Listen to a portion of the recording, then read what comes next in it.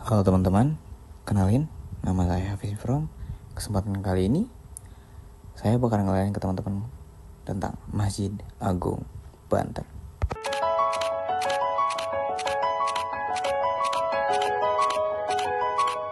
Masjid ini tidak hanya berfungsi sebagai tempat ibadah, tapi juga sebagai ruang di mana nilai-nilai sosial, budaya, dan komunikasi masyarakat berkembang dan terus berlangsung hingga saat ini.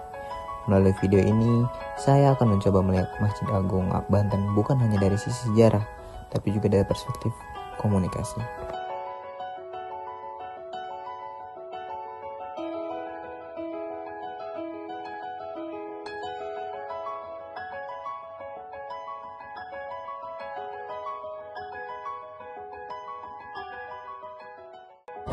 Masjid Agung Banten didirikan pada abad ke-16 pada masa Kesultanan Banten dan menjadi salah satu pusat penyebaran agama Islam di wilayah ini.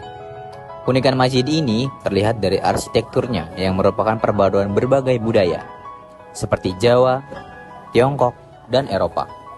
Hal ini menunjukkan bahwa sejak dahulu Banten telah menjadi wilayah yang terbuka terhadap interaksi dan komunikasi antar budaya. Selain sebagai tempat ibadah, masjid ini juga menjadi pusat kegiatan sosial masyarakat, tempat berkumpul, dan ruang interaksi antar individu dari berbagai latar belakang. Hingga saat ini, Masjid Agung Banten tetap ramai dikunjungi, baik oleh masyarakat lokal maupun wisatawan dari berbagai daerah.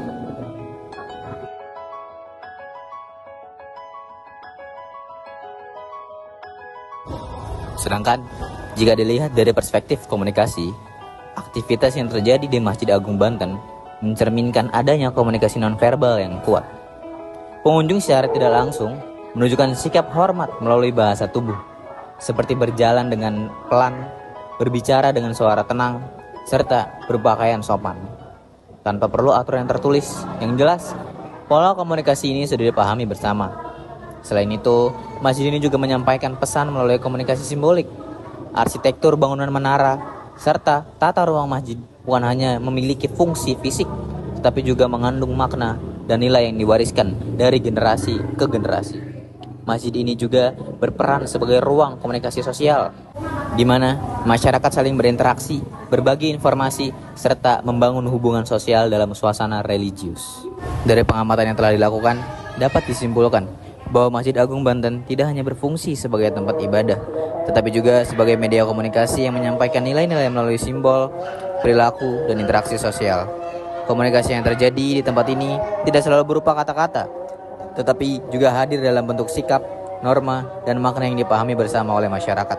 Dengan demikian, Masjid Agung Banten menjadi contoh nyata bagaimana komunikasi dapat terbentuk dan berlangsung dalam kehidupan sehari-hari, khususnya dalam konteks budaya dan religi. Terima kasih.